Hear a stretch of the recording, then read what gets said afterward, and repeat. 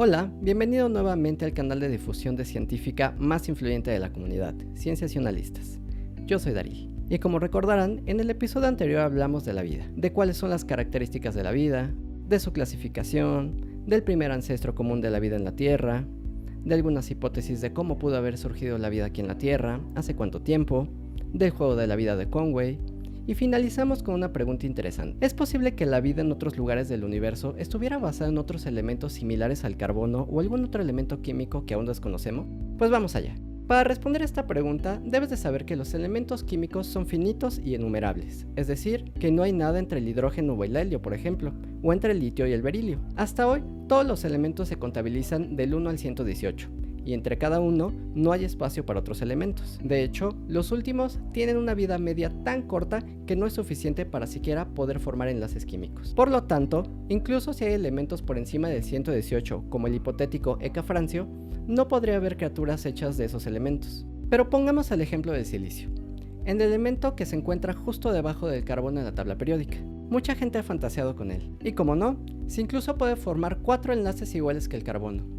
¿Podría entonces formar moléculas tan parecidas que sería posible construir toda una química paralela parecida a la del carbono? En un primer vistazo podríamos teorizar que sí. Sin embargo, hay que tener en cuenta dos cosas.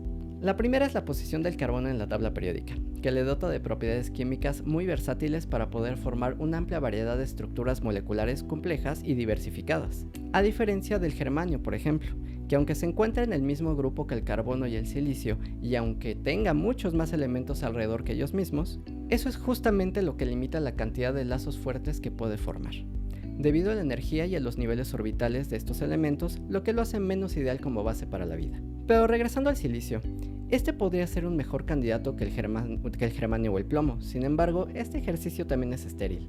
Por ejemplo, los enlaces carbono-oxígeno pueden llegar a formarse y disociarse con relativa facilidad, pero con el silicio no. Estos enlaces resulta que son eternos, y eso los hace incompatibles completamente con el agua en cuanto a solubilidad. Otra razón es que el átomo de silicio es más grande, y tiene enlaces silicio-silicio más largos y débiles comparados con los enlaces de carbono-carbono, lo que limita considerablemente su capacidad para ser la base de la vida. Esas solo son algunas razones que impiden al silicio ser considerado similares al carbono para la formación de una química paralela generadora de vida. La segunda cosa a tener en cuenta es la probabilidad, ya que los elementos más abundantes en el universo son el hidrógeno, el helio, el oxígeno, el carbono y el nitrógeno. ¿Y qué elementos son la base para la vida en la Tierra? Pues exactamente los mismos, además del fósforo y a excepción del helio que no puede formar compuestos. Y a menos que la vida en otros planetas no esté hecha de materia, no hay nada que nos lleve a pensar que la vida pueda llegar a formarse de una manera distinta. De alguna manera podríamos concluir que las reglas de la vida son las mismas en todas partes. Pero, ¿qué tan probable es entonces que exista vida en otros lugares? Pues para resolver esta duda vamos a hablar de la entropía. Erwin Schrödinger decía que la vida es una lucha constante contra el aumento de la entropía. Y esto lo decía porque la segunda ley de la termodinámica dice que cualquier sistema cerrado debería volverse más aleatorio con el tiempo. Pero, ¿y esto qué significa? ¿Y qué tiene que ver con la vida? Antes debo aclarar que aunque a veces se utilizan las palabras orden y caos para describir la entropía, eso es incorrecto, y puede llegar a ser problemático por dos razones. La primera es la connotación negativa que solemos darle al caos, de un estado indeseable y de desorden. Y la segunda es que la entropía tiende a aumentar, tanto en sistemas que se vuelven más desordenados como en sistemas que se vuelven más organizados, dependiendo de cómo cambia la distribución de la energía y los estados del sistema. Una palabra más adecuada para definir a la entropía yo diría que es la aleatoriedad. Hagamos un experimento mental. Imaginemos que organizamos millones de granos de arena para hacer un castillo en la playa. Unos segundos después llega una ola y los destruye. Esto ha pasado porque, sin ninguna intencionalidad, el universo ha localizado tus granos de arena organizados en ese castillo y los ha reorganizado dispersándolos por la playa. Eso es la entropía en acción. En la generalidad disuelve las estructuras y el proceso es irreversible. El universo nunca aparecerá tu castillo de arena de manera espontánea. Ahora digamos que metemos una taza de café al microondas. ¿Qué pasa allá adentro?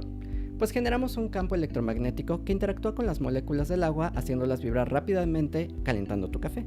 Pero si dejamos tu taza en la mesa durante una hora, el calor se dispersará por toda la cocina de manera uniforme, al igual que tus granos de arena. Otra vez la entropía. Y entonces viene la pregunta: ¿cómo es posible que unos compuestos químicos inertes se autoorganicen en formas de vida complejas en contra de la entropía?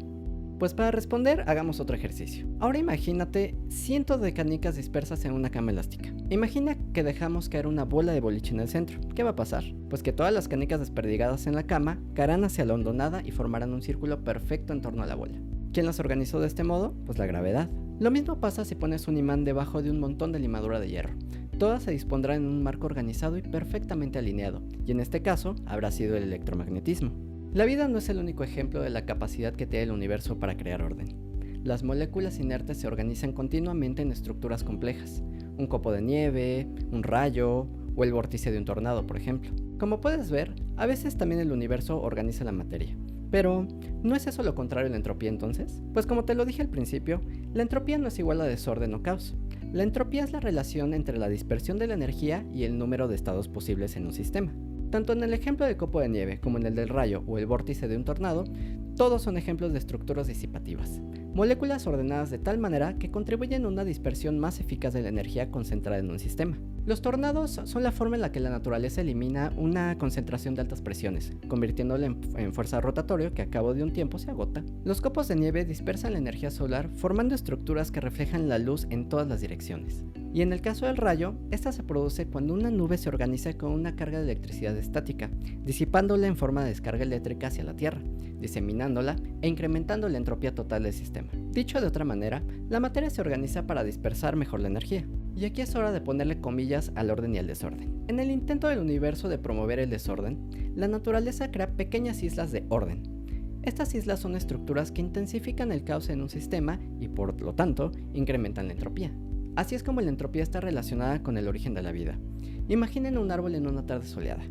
Este árbol absorberá la energía del sol, la utilizará para crecer y de vuelta emitirá radiación infrarroja, que es una forma mucho menos concentrada de esa energía. La fotosíntesis es una máquina entrópica sumamente eficaz. El árbol disuelve y debilita la energía concentrada del sol, lo que resulta en un incremento global de la entropía del universo. Lo mismo puede decirse de todos los organismos vivos, incluidos los humanos, que consumimos materia orgánica en forma de comida, la convertimos en energía y la dispersamos de nuevo hacia el universo en forma de calor.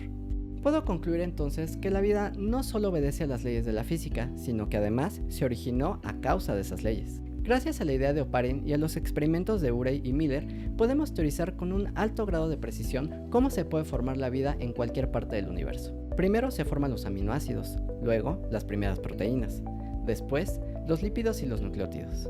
Con el paso de millones de años, esta larga cadena de nucleótidos comienza a enroscarse intentando construir una estructura para dispersar su energía, y después de otros millones de años, esta pequeña espiral se divide en dos espirales gemelas y se expande hasta formar una doble hélice, la base de la vida. Y si aún te preguntas por qué un sistema construiría ADN en su intento de dispersar mejor la energía, pues fácil.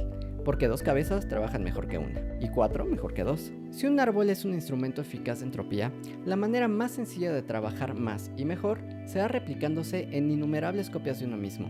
La función principal del ADN, por supuesto. Piénsalo, un bosque difunde mucho más la energía y la luz solar que un solo árbol. Y ya para finalizar, si se preguntan por qué no he ganado un Nobel por esta teoría, pues es porque lamentablemente no se me ocurrió a mí. Esta es una hipótesis llamada organización adaptativa por disipación. Esta es una idea propuesta en el campo de la biología y la ciencia de sistemas complejos, que busca explicar cómo los sistemas complejos pueden evolucionar a estructuras ordenadas y adaptativas a pesar de la tendencia natural hacia la entropía y la aleatoriedad. Así que ese Nobel tendrá que esperar un poco más. Como conclusión puedo decir que definir la vida ha sido un empeño tan antiguo como el pensamiento humano. Filósofos, psicólogos, sociólogos, biólogos y científicos de todas las ramas han intentado definir y explicar la vida desde diferentes disciplinas.